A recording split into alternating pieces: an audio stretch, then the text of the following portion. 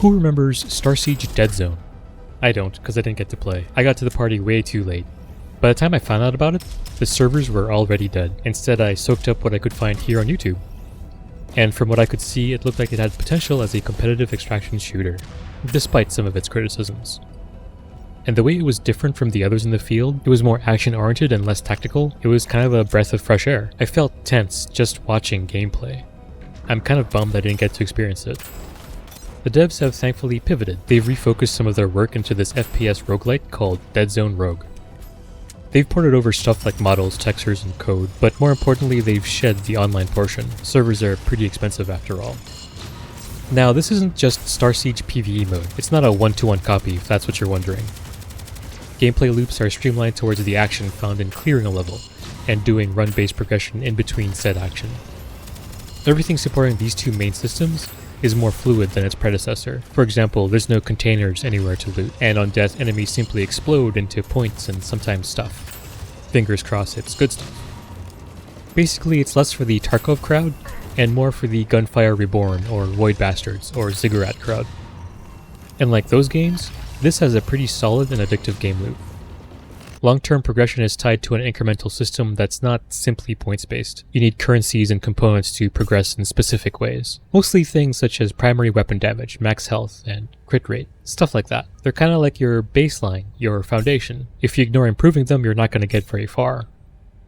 And like with many modern roguelites, there's progression within runs, where you get to pick which weapons you use, which skills to complement them with, like focusing on drones or elemental damage or stealth melee. Because all of it is more or less random, it's rare to get the same sort of loadout twice in a row, and it means exploring multiple different playstyles and being successful at them requires a lot of runs.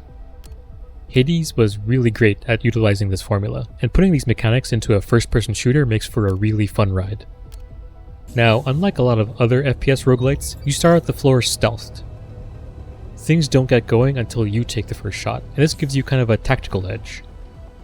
For example, the worst thing you could do is open fire in the middle of a room. You'll end up getting blasted to bits within seconds. Instead, finding a nook to launch an attack from is pretty much the best way, because covering your flanks is always good practice, and it's key to beating any given level.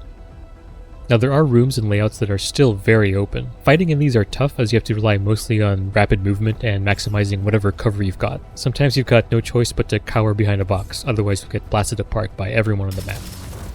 These are probably the least interesting to me because you're forced into a specific way to deal with enemies. For example, there's one where it's different platforms you have to jump across to get to shielded enemies. The only way to deal with them is with melee or with grenades. If you go melee, you're only going to get absolutely hammered from every direction, and so the only viable way to get out of that mess is to stay put behind a box and wait for your grenade cooldown. Neither of those options are what I'd call tantalizing gameplay. At least allow us to erode shields from a distance. Maybe it only does half damage or something like that.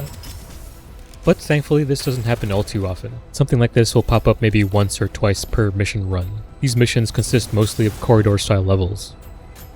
In any case, getting through a 20 or 30 level mission run requires a focused build, and a solid foundation to run that build with.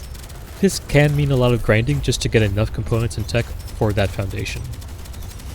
Otherwise, beating the mission itself unlocks various things, usually more things to select within the missions, which in turn allows you to better focus whatever build you're using. Beating them also unlocks harder difficulties and weapon skins, which there's a pretty good variety of.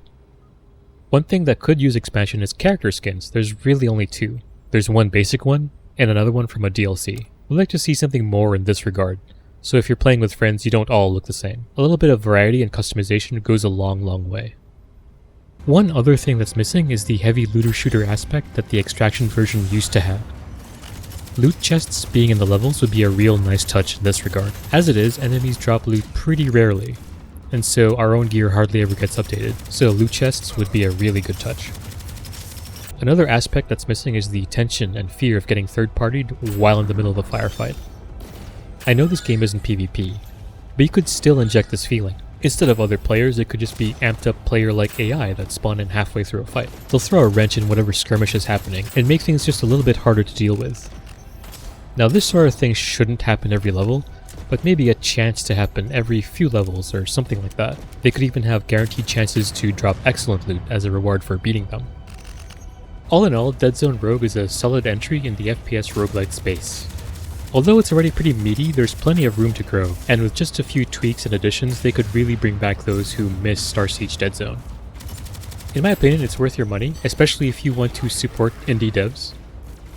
I've linked the game's Steam store page down in the description. If you've already played the game, please comment with your thoughts. Anyway, I hope you found this useful, and I'll see you in the next one. Peace.